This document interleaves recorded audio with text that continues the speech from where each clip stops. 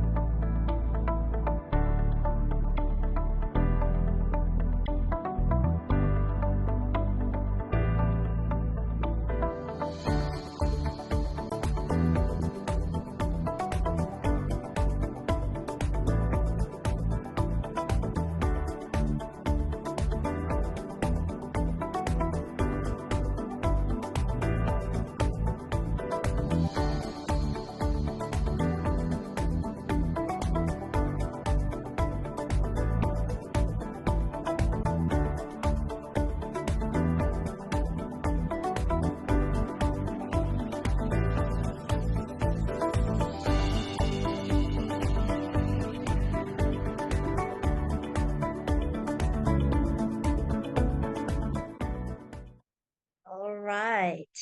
Now it's time to meet our special speakers tonight from Keiser University, from University of Arizona, and Hood College.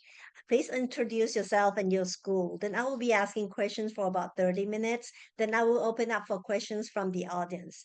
Let's kick it off with Coach Brandon Miller from Keiser University. Go ahead, Coach.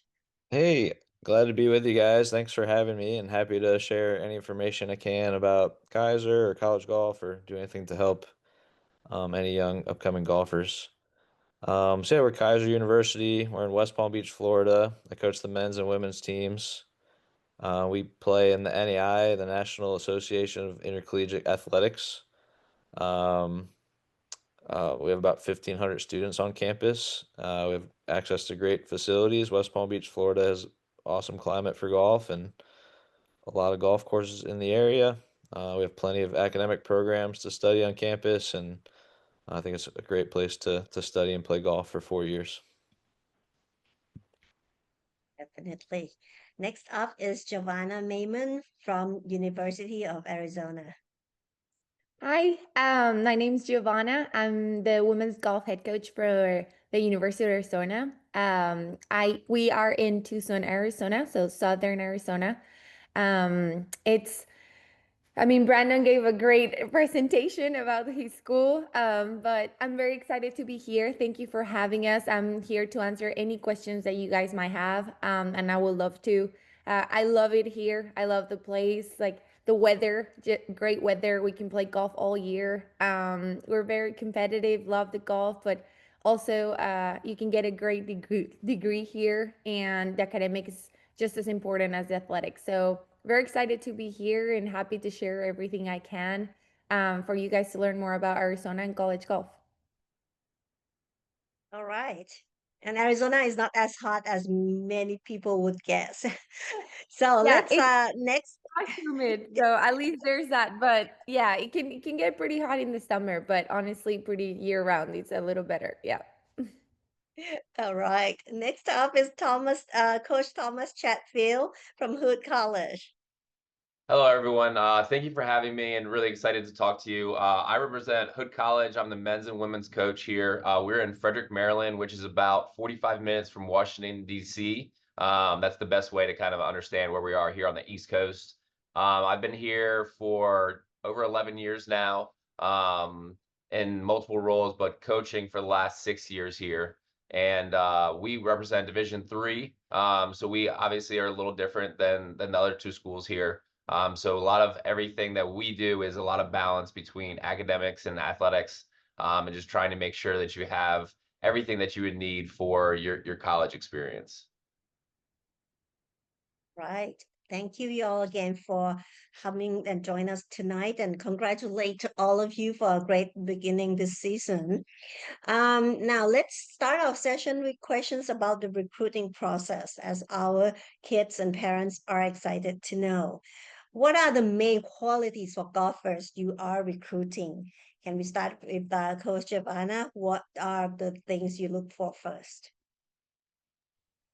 I mean, for me, obviously, like we always look at the athletic ability in golf. Like we're always looking, like when we're recruiting mainly and watching golf. I mean, I'll deny if I don't say like we look at scores and how they perform, because at the end that's how like we're gonna analyze them. But we see a progress a lot. To me, it's very important the person and that they fit with us and our culture and our program. So it's also the excitement, the love for the game of golf. College is it's a long time. It's 4 years. You're gonna have so many up and downs. You want to see that passion and that love for it. It's really hard to build that in a kid if they don't have it. So for me, that's very important. But it's knowing that they have to balance it all. I mean, I think we have very different personalities in my team, but they all have goals of becoming professional golfers. So that unite us in working hard every day. But that needs to match with our culture. So I see a lot when I get to know them. And but yeah, I mean, we kind of look at everything. I think when it comes to golf, we see a lot of like what's the process going to be like in the next 2-3 years that they're still going to have in high school. Kind of try to see what are they going to look like in 2-3 years. What is their process? How do they work? How do they treat their parents? All these things we're watching, like how hard are they working, and the respect, how they behave in the golf course, like body language, how do they come back from bad shots and bad rounds. Like we want to see everything. So for me, that's kind of huge in the recruiting process. When I'm seeing them and talking to them is huge too, to feel a connection between each other. And yeah. Mm-hmm. You say like the tournament statistics and are quite important, but do you place high weight on like potentials and the character and things like that as well? We do. Because I mean, I would, that's yeah. before they become your member, right? Yeah.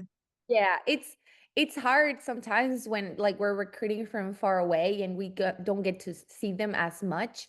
So I think like it's very important to talk to different people in their team, like their coaches or their parents or everybody that knows them, just to get to know them better as well. But like the person is very important and how they're going to develop in the next 2-3 years. At the end of the day, they're going to come here 2 years after we're kind of starting recruiting, or even more. So it's very important to see that, not just the results. Yeah. So what works best for you to get to know the players, when we're recruiting? Brandon, what about you? What works best for you? Yeah, I mean, we're looking at everything when we recruit. I'd say like the three main things we're looking at is like your academics in school, like how good's your GPA, your SAT, ACT, your TOEFL score, Duolingo. So like that's the first box we're looking to check. So if you have that, then we're gonna look at your golf scores from there. This is important. Like we want to see results. We want to see you play multi-day tournament rounds, not just 18-hole tournaments. We want to see you play 54, 72-hole tournaments and how you perform in those. And then the last thing is like how you are as a person. Like college golf is a team sport, and that's like a special opportunity to play team golf because most of golf that you play in junior golf and Mhm. amateur golf and in pro golf is individual, unless you're talking about like the Ryder Cup or Solheim Cup or now the Live Tour is team golf, but there's not that many team golf opportunities. So it's a special thing to play team golf in college. So we try to find people who really like that aspect and can add to the team dynamic and help support their teammates. So those are kind of the things we're looking for. And like the communication aspect is important. Like we want somebody who can communicate well. We spend a ton of time with the players on the team, like even more time than I spend with my family sometimes during the season. So we want communication to be easy. We want somebody who just adds to the team environment and um, just as overall is a good person. Those are the things we're looking for. Can you get that from like reading the emails and or watching the video highlights? How important is it, when they have to send this to you, right? Maybe what about in person, you have to watch their games, like they play there, they have to play, you have to come to see them play in the game, or is it working just by remotely looking or talking to them? Yeah, for me, both. Like, yeah, we'd like to see it play ideally, but sometimes it's not that easy, depending on where somebody is in the world. So like I said, like how well you communicate is important. So like yeah, taking your time to like write a thoughtful email like goes a long way, or like telling us like why do you want to come to Kaiser, like something specific to our school that has you interested, like really helps you stand out. Um, Mm, I think like yeah, like taking your time and being thoughtful for with your communication is important because I think it like for me like if you take your time with that, you're also going to take your time with how you practice your golf game and how you develop your skills and how you do in school. Like everything bleeds into everything else. So like how you do the mm, little things in the recruitment process turns into how you do the big things when you get to college in America, I think. mm. I see. It's like an indication, right? What about Thomas? Do you have international players in your team, and how do you evaluate their potentials if it Um, fits your team? Yeah, so one thing I just want to echo both coaches what they've said thus far is just the importance of somebody being a good person. Like we want good people on our teams to be able to recruit people who we want to be around and everything like that. And both of them said that, and I completely agree with that because like coach said, like you really do spend so much more time with your golfers than you do even sometimes your family. And so being able to be around people that you want to be around and who are great additions, I think is really an important piece of the recruitment process, getting to know the person, and the importance of that person getting to know the coach as well. Because obviously, if you're around a coach that you don't want to be around, then that's going to make life a little bit more difficult. I think for recruitment purposes, for me, I do not have any international students on our team right now. But we do play against a lot of teams with international students.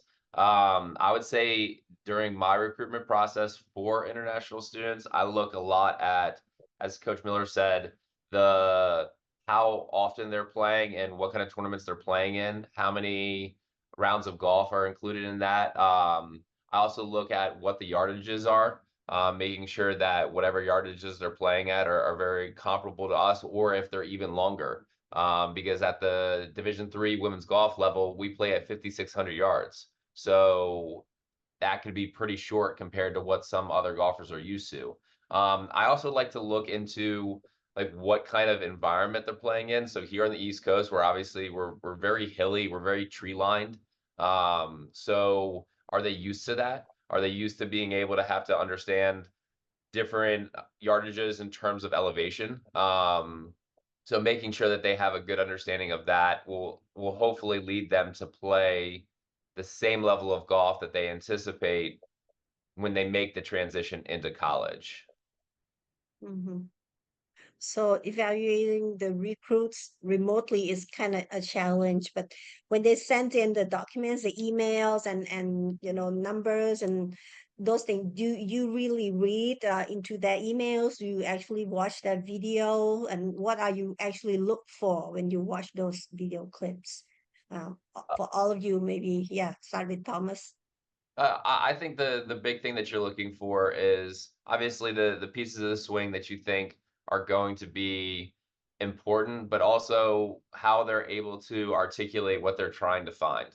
Are they able to sit there and say they're looking for a school where they're going to balance their academics and their athletics, or are they looking specifically for a place to go in order to get to the pro level? And those are the pieces that I think I look for most. Mhm. Yeah, for me, in a swing Wonderful. video, I like to see, yeah, a couple things. I like to see full speed swing. Like sometimes people will send slow motion. Like I don't like to see slow motion. Um, I like to see launch monitor numbers. If you have access to TrackMan or Flight Scope or GC Quad, the more numbers on that you can send would be helpful too. Yeah, then in an email, like I like to see something specific of like why you're interested in Keiser. Um, it's pretty obvious to tell when an email was sent to like 100 other schools at the same time as my school. It's like trying to like, Copy and paste. Mm. yeah, like we can Mhm. tell when that happens. So like taking the time to be thoughtful of why you want to go to a specific school, is important. So that's about it for me. Mhm. In Arizona, probably lots of international students, right? Yes, very. And I think I'm the same as Thomas and Brandon. Like we love to see, I think in email sometimes, like I love to see the name and the year in the main title of it. Like sometimes I need to search for the year of graduation and like I struggle with that. And it's super simple as name and year. And emails, like we receive a lot of emails a lot of times and like it's really good to just kind of see results, keep it to the point, like Brandon said, very specific to the school because sometimes a lot of times we know like there's been so many emails that I see that they say Arizona State instead of Arizona. Like those little details that Mm. that matter a lot. And it's like cool, like just details like that that tell us, like we've said before, the kind of people and person that they are, like detail oriented and if they're interested in your program. So those little things, videos, trackman, all of that is important, especially when it's really hard for us to come see them in Thailand or anywhere that they're playing and it's really hard for us. That's where we're going with. So results, transcripts and videos, like I agree with Brandon, seeing a full like motion video is way better than slow-mo because a slow-mo doesn't really, like we're not trying to teach them that right now. We're just trying to see their swing and their speed and how are they performing. Like I love when I see like a video of them, like kind of an introductory video, and they do so many swings and chipping and putting, and I think like that, and they tell you a lot about themselves in the video instead of just reading it. I think that makes it very personalized too. So yeah.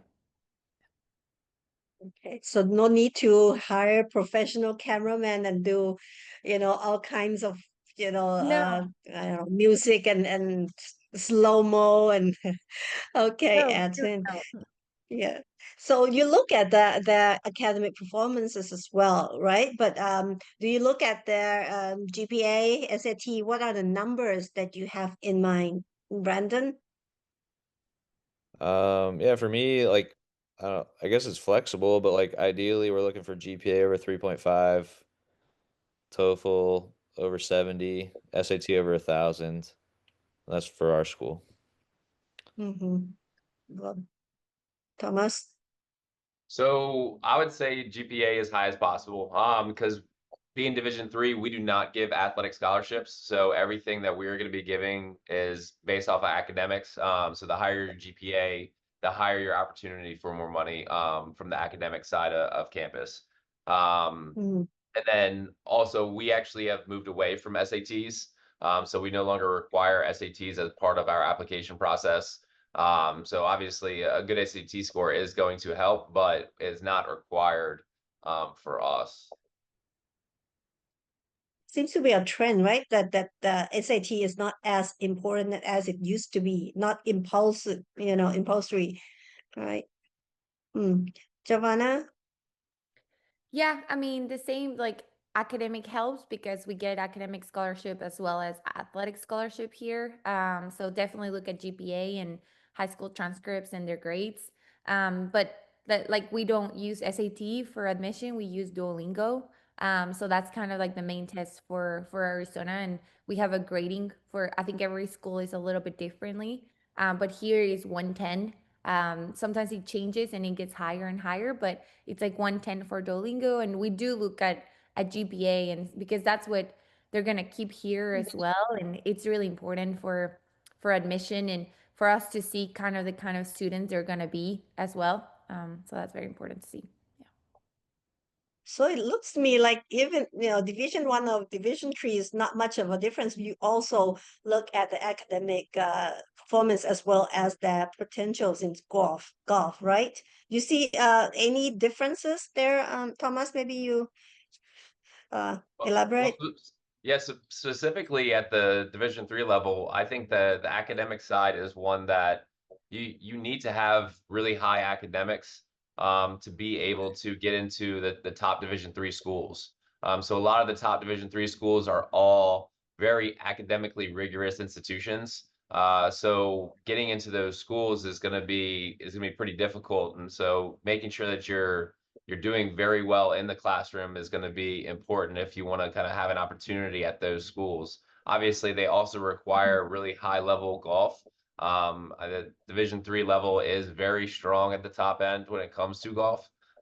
So I would say that it does kind of carry the same thing. I think the avenue specifically for professional golf is a little bit better at the Division 1 level. But I would say if you're looking for that college experience in terms of education and athletics, I think Division 3 kind of plays a good model, but I think it's very similar to what you would see at all other levels.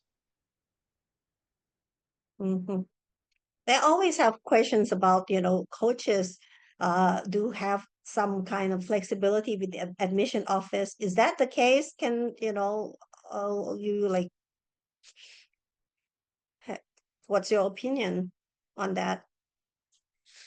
For us, we do. Like, we work pretty closely with admissions. And if there's a student that we want to get in, like, we try as hard as we can to get them in or give them multiple opportunities to take entrance exams to get into school. But yeah, I mean, ultimately, there's a standard they need to meet. But like, if it's somebody we really want to get into school, admissions does their best to help make it happen. Mhm. Yeah, it's the same Yes. for I think like there's certain requirements that I can't mess up with, like that we need. I mean, the test scores, like, I mean, it would help a lot to get the actual test score of the Duolingo and their GPA and graduating, having a transcript, graduating from high school. Those are things that you need to have. Like, it's really hard to, and it's more not about the school, it's more about the NCAA. Like, the NCAA has to make sure they are eligible to play in college. So it's more, sometimes a lot, it's more the NCAA than the school that needs to approve that. But we try, like Brandon said, we try everything with our mission and work with them really, really closely and with time to help them make sure they have everything. And I think a lot of times school can see that they're really, really trying if they don't get the test score that they need. And I think we would do everything to get them. Mhm. In terms of balancing, academics and sports, golf, um, is it difficult for your students to balance those? Especially maybe in Division 3, when you talk about like rigorous program, kids are also, like nervous about that. Like, would they be able to make it through college? What's your experience in this? I think the big thing is, one, you have to have a good idea of how to balance your time. So understanding how you're going to do both things. I think also is taking advantage of your resources. So here on campus, we have a student success center where they can do things as simple as helping you to schedule out how you're going to prepare for your classes, or they can set you up with a tutor in a class that you're struggling with. So specifically for us, it's really making sure that you are creating that balance. I think it also goes back to something that Coach Miller said earlier, making sure you're communicating well. If you're communicating well, coaches can be your advocate to help you in the classroom as well. Like we were just talking about with admissions, we can help them get the resources they need in order to be successful. But the big thing is we need to know when they're struggling in a class. And sometimes that's very difficult to ask. It's difficult to ask for help. But it's important to realize that your coach is there to help see you successful, not only on the golf course but in the classroom. So making sure that you're communicating with them so that they can help you in whatever way they need to. I guess it's a big transition for the kids as well, because it's not only going from, junior golf to college golf, but they're also like basically high school kids into college students, the freedom and everything. So other than the life changing, being their own in charge of their own life, and that experience for the college kids, what are the major differences, going from junior golf to college golf? Coach Brandon, would you start first? Yeah, I mean, I think like one, like leaving home for the first time is a big difference. So like I think like golf is the easy part of things. Like the hard part is like going to a new place where maybe it's a new language, you don't know anybody. Um, like that's hard. So like we try to help you adjust like as a human being in person first. And I think like when you're doing good as a person and you're doing good in school, then like golf is easy. You know how to play golf. That's why you got recruited and you came to the U.S. So like we try to help make everything else smooth so that golf can be easy. But on the golf side of thing, I think like being part of a team sometimes is a transition. Like when you have to go to the tournament for your warm up, maybe as a junior golfer, you liked a certain amount of time and you like to do a certain thing. But in college golf, like you have to do what's best for the team. Like even something as simple as like what music you're listening to in the van. Like sometimes that's different than Mm. what you're used to. So Mhm. doing what's team. Yeah, that makes sense. And we talk about, going from individual to team work, but details like that, I think makes it clearer that say you're not just playing when you play uh at the score as the team, but you travel together, right? How often do they travel for in season? Giovanna, you have an idea? Yeah, I mean, I think it varies per school and program, but we travel way more in the spring. That's our heavy season, but we have four tournaments, an average of four tournaments in the spring, in the fall, sorry, and it's like two tournaments in September, two tournaments in October. Our off season goes more November, December, and when we come back in January, we kind of start again, and you kind of have 2 to 3 tournaments per month, like February, March, April in May. May has our like April and May have our conference and regionals and national championships. So the spring can get pretty busy. You're gone a lot, and like both coaches said, it's very important to balance both, but to be organized and time management is the best, like it's the most you can do. I think we need to know when they're struggling. The better you communicate, the more we can help you. But what we don't know, we don't know. So we always ask them to tell us, and if they're struggling with something, that's normal, and we'll help them. But definitely the time management is the hardest, and I think it's a really big change for them, especially at the beginning when they come, and it's like they go straight to qualifying and playing in school, and they have to figure everything out, and they feel like it's so much in one day and 1 week, but it's I think it's just taking the time, breathing, and making sure you're doing it like if you, when you're at school, focus on school. When you're golf, focus on golf. Like when you're at the gym, focus on that. Like try your best to focus where you're at, and be as organized Mm, as possible so you're not rushing or feeling like you're not meeting deadlines either. So we mm, have a pretty busy schedule, but we still have some off season that helps them kind of recover from it in November, December, and I think that fall that is not as crazy as spring prepares you really well for the spring, at least in the Division 1, for us. Yeah. mm.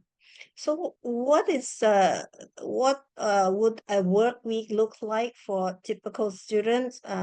Maybe at Kaiser, what's your practice schedule, workout, or set up for coaching? Yeah, so for us, like the simple way is school in the morning, golf in the afternoon. You have 15 hours of school, 20 hours of golf, 2 hours of gym, 2 hours of study hall in a week. And that's all spread out over 7 days. So it keeps you busy. It's your full-time job, and it's also fun. Like you get to play golf and go to school, and that's kind of all your responsibilities. And Um, when you go through that for 4 years, you get a lot better at golf, and you get a degree at the end, and you had a great experience, and that's what we want to see happen. Yeah, looks like they become more efficient. But well, going to do you schedule for them, or do they work their schedule and work with you? How does it come, in terms of scheduling their own time, or coach will be the one providing? I mean, a little of both. Like, we schedule a large portion of everything they do in a day, but like they also have free time on their own sometimes. Like, we work with them to, they all have a calendar of their own that they work with and go off every day. But like, also within Mhm. that, we have some expectations and team activities that they have to be at that are also on their calendar. So it's a mix of both. But yeah, we help them, guide them the whole way so that there's some structure and some things that they're expected to do and have to do, and also some free time. They have to work on their golf game how they want also. Yeah, I see. On tournaments, they have to qualify for each tournament as well, right? Or how does it work for you? Thomas, what's the qualifying process for you, and how competitive has it been? So our qualifying process is a little differently, just because we have a lot more tournaments.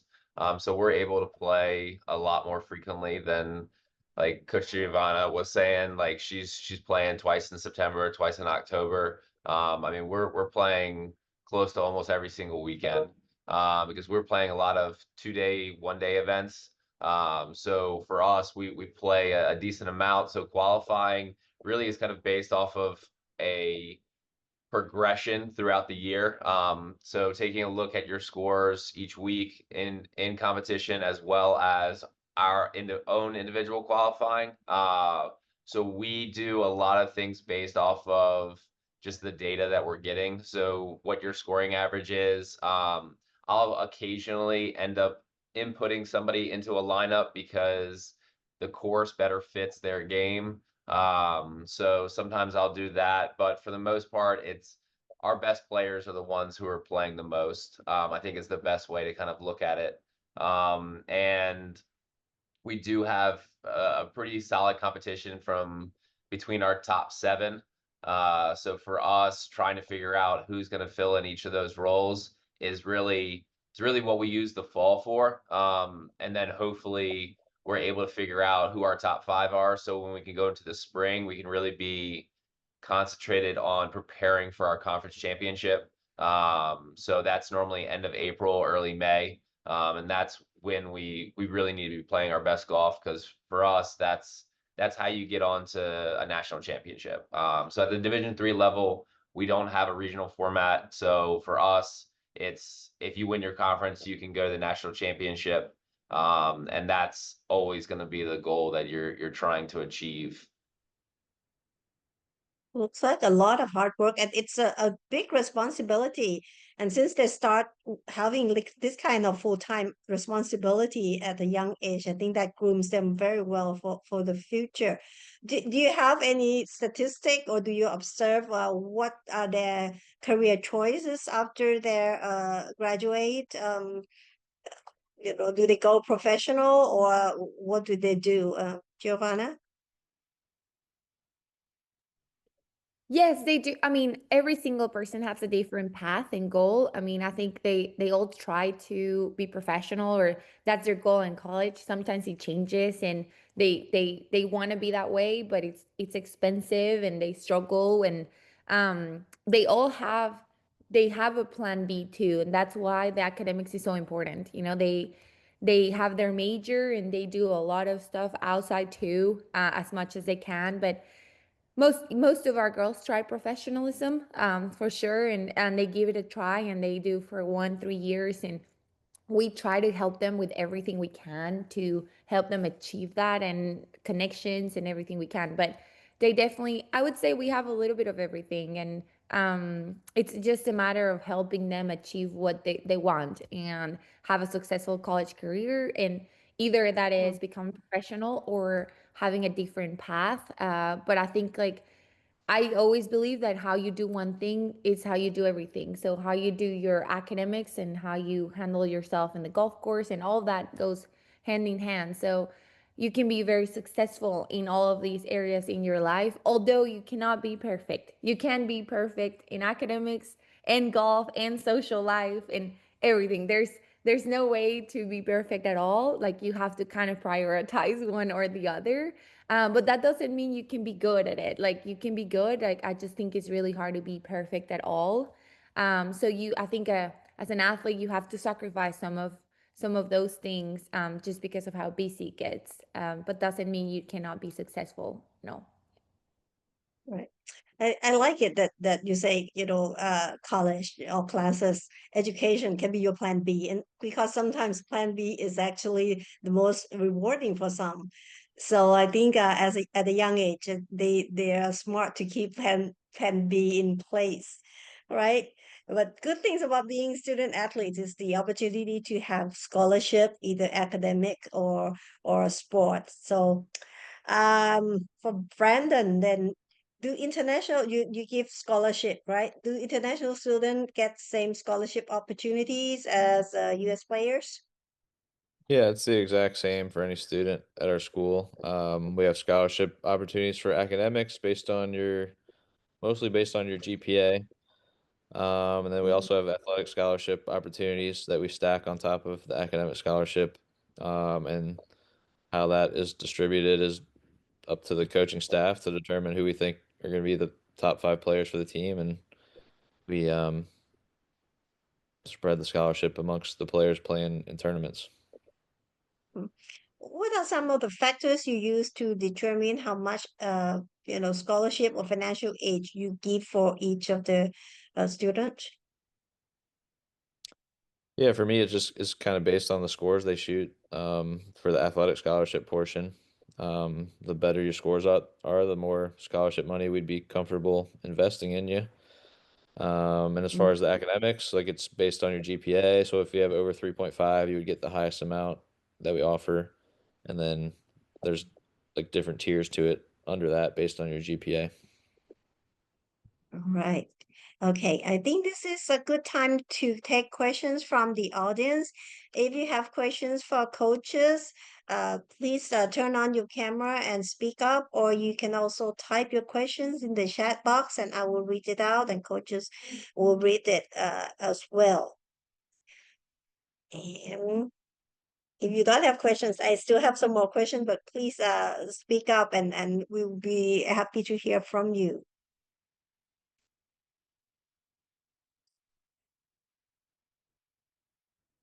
Okay, I have questions.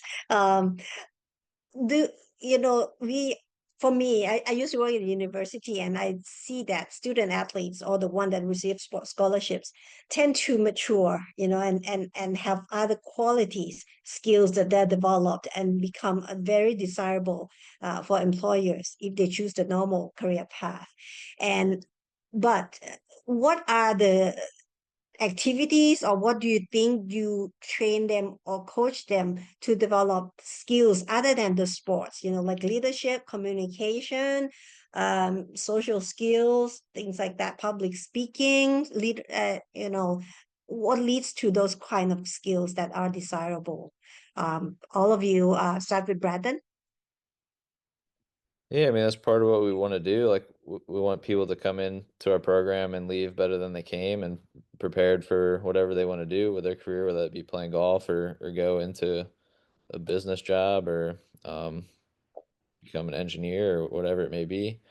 So yeah, I mean, we do a lot of stuff in the community where they have to, speak in front of different groups of people or meet different people. That helps your public speaking and leadership skills. We have team meetings where we have the players lead them and decide what we're going to do and talk about at different practices or different team events. That's all led by the players. So we put them in an opportunity where they have to lead their teammates, they have to be in charge. We have a mentorship program that we do where we assign a returning player, a new player as their mentor, and they have to, show them around campus, show them how we practice, show them how we play tournaments. That's up to the mentor. So we try to give them a lot of responsibilities and opportunities to just develop as a person. I think we want them to be a little bit uncomfortable sometimes, and that's a good thing because that's how you grow, that's how you learn, and so we try to give them opportunities to do that type of stuff as often as we can. I see Thomas nodding to that. Would you like to add on? Yeah, I think the one thing that you learn so much in college outside of the classroom. You learn how to interact with people. You learn how to deal with people who are not of similar qualities as you. And sometimes those are people who are on your same team. Sometimes those are people who you're sharing a dorm with, or maybe that's somebody you're on a class project with. So how are you going to work with that person, and how are you going to be able to still achieve the thing that you would like to achieve while dealing with somebody who isn't similar to you? I think that's a really important lesson that you can learn. And I think another thing is you learn from your mistakes. We do that in golf, but we also do that in life. So being able to sit there and understand when we do make those mistakes, like how are we going to change it for the next time? Was it something that we said? Was it how we said it? There's so many different levels to that. So making sure that we have an idea, and being okay with making those mistakes. It's really hard to be comfortable with being wrong sometimes, but it's completely okay to be wrong, as long as you're able to learn from what you did wrong. Okay. Giovana? Yeah, I mean, I think I will echo Brandon and Thomas. Like everything you do outside is just as important. I think a lot of people are looking for student athletes just because of what they're doing in their college and how they grew up playing a sport and how that balance it all. And I think you can use everything, the group projects, how you communicate with teachers, how I think, to be honest, nowadays, I think social media and phone can jeopardize a lot of it. And I would like in kids, like you really want to see them going out of like when you go to a golf course, saying hello and introducing yourself and always saying thank you to people. And in golf tournaments, like the organizers thank them for their everything that they do, all of that communication and putting, I think it's really hard nowadays. Like kids, like we do a lot through our phones, even us, but like that's what I see a lot, and how they communicate and in person and having that and the group projects and meeting with and how to handle that. That's huge for companies and the interview process. And the schools have a lot of resources for this. I mean, I think we all have development programs, and you can be SAC representatives, which is student athletes, committees, and you have fairs that you can go to and meet people. And even within the team, like it's always kind of like, how are you going to be with your teammates and with us and how you communicate? So all of those things help you in the professional life, and I think help you develop that professional in you through it all. Yeah. Thank you. I have two questions from the audience, but I also have George, our CEO here. So I'll just give the floor to George. But coaches, please read the questions in the chat box, and then maybe you have time to answer those questions. But now I'm gonna turn to George. Hi, George. Hello ค่ะสวัสดีครับพี่กระจายครับ Well, thank you, Coach Giovana, Brandon, and Coach Thomas. Thank you for your time for today, and I learned a lot. I mean, I could say I already know a lot, but every time I listen to coaches, especially today, I learn a new few things. Collectively, between three of you, probably like close to 70, 80 years of experience, of coaching, and not just golf, but life and everything. All right, quickly, our job literally just try to find the right fit, the right fit for you, the right fit for clients, for them to follow their dreams, their expectation, and their reality. Sometimes it's not met each other. So our job along the line is try to navigate those dots. Question for all three of you. Just maybe with lady first, Coach Giovana, is that when what do you see the big difference from an international junior golfer when they come to U.S. during the transition, and how can you help them? Because it seems like everybody need transition one way or another, small or large, short or longer. But what would you recommend?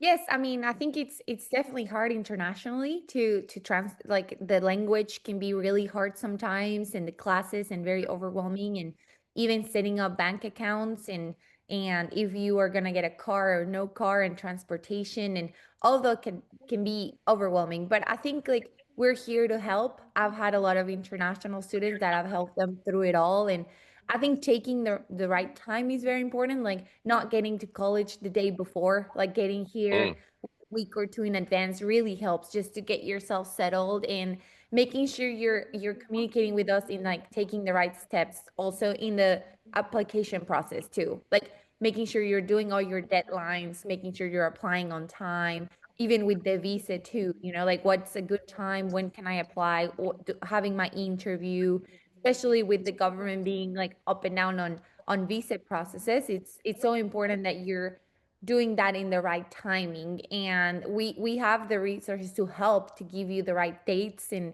when you get here, it's definitely a process, George. I mean, I think like it can be very overwhelming at first, and I think you can uh with your other student athletes, they've been through it too. Like we have a lot of international kids that have gone through it, and talking to them a lot, and they're here to help you as much as I am too. But I have seen that just kind of coming here, getting away from home, the time difference, getting a little bit homesick. It's normal, but it is really hard. And you have to find a second family here and find good friends and also be okay with that and kind of try to keep yourself busy with other things and your kind of your team and everybody else becomes your second family here. And I think golf, we had a question like if a freshman doesn't play well and because they're adjusting to college, and I think like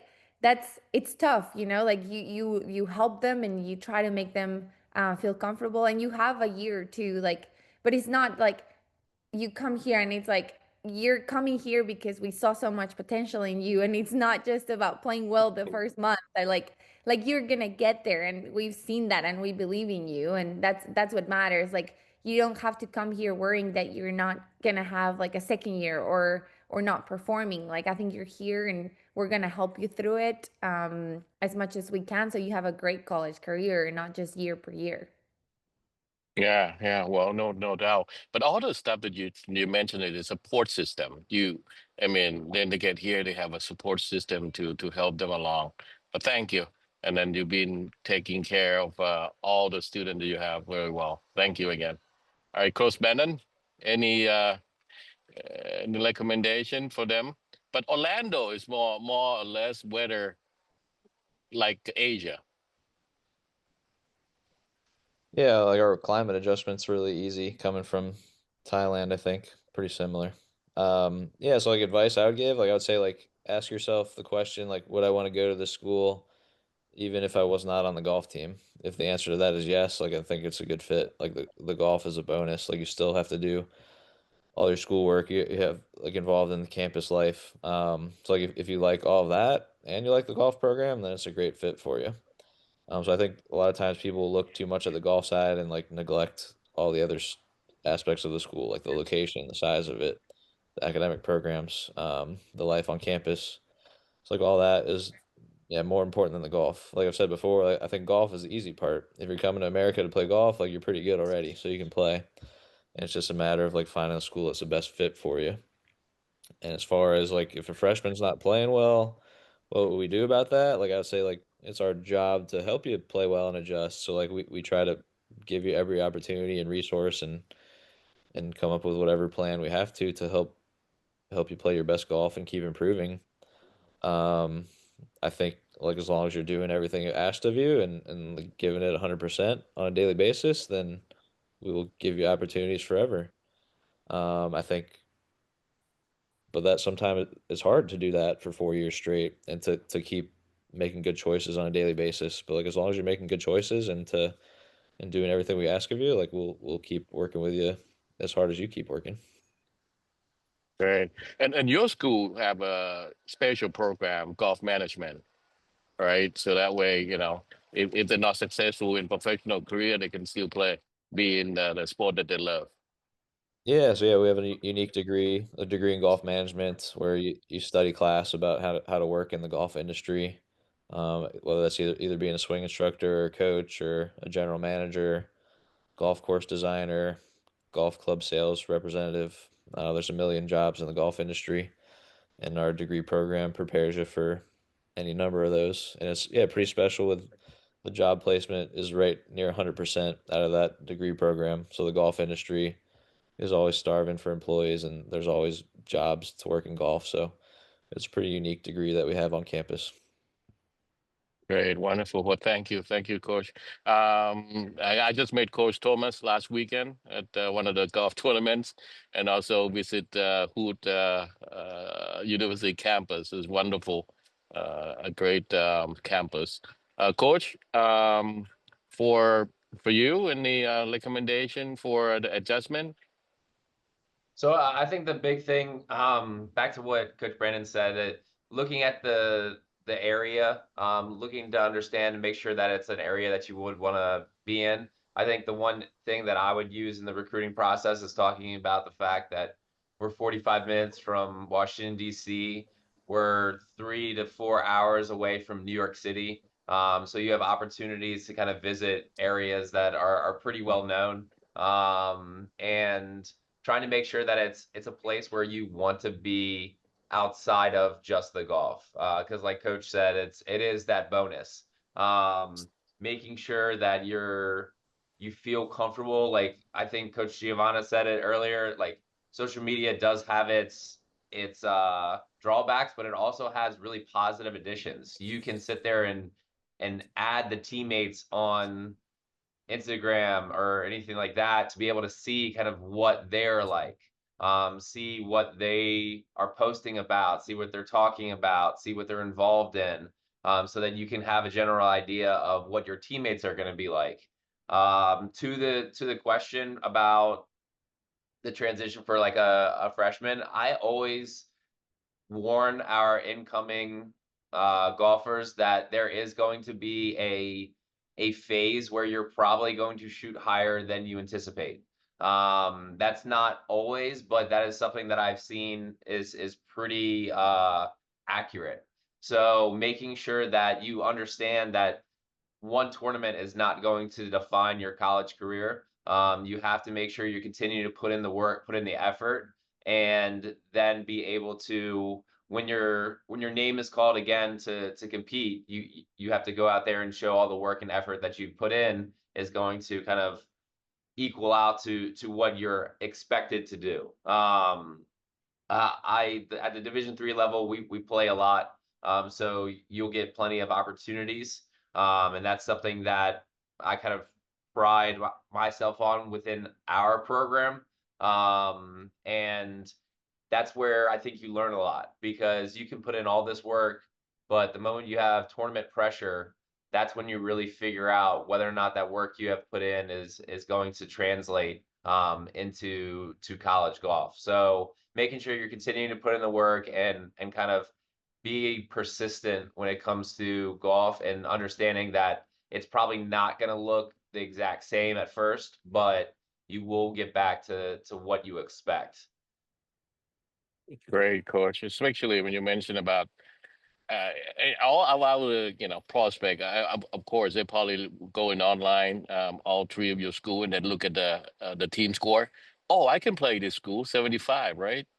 Yeah, but don't they know it's as college golf is a lot harder than junior golf, or even harder than professional golf, right? The course setting. But thank you, Coach, all three of you, and for your time and advice and wisdom. And I just want to wish you good luck in the rest of the season and next year. We'll see you soon on the course. All right, turn it over to you. Thank you, George. Thank you, Cap.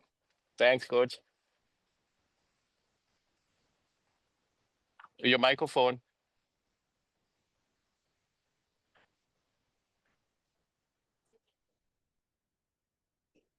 I keep forgetting that I turned off the microphone.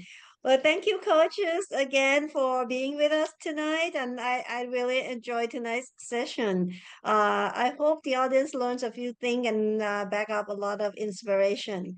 On behalf of Mazda Thailand and partners, I would like to thank all coaches again for spending valuable time with us and give us insightful information. Coach Brandon Miller from Keiser University, Coach Giovana Maymon from University of Arizona, Coach Thomas Chatfield from Hood College. It has been a pleasure. And tune in again tomorrow at 8 p.m. Thailand time for the next session of the Mazda U.S. College Prep webinar. Meet Coach Greg Shinsky from George Mason University and Coach Greg Robertson from Oklahoma State University. Follow us on Facebook, Instagram, and YouTube in order not to miss out great content and get to know us some more. Our contact person information is up on screen. As for tonight, thank you all and goodbye. Thank you. Thank you. Thank you, Cap. Thank you, Coach. Thank you.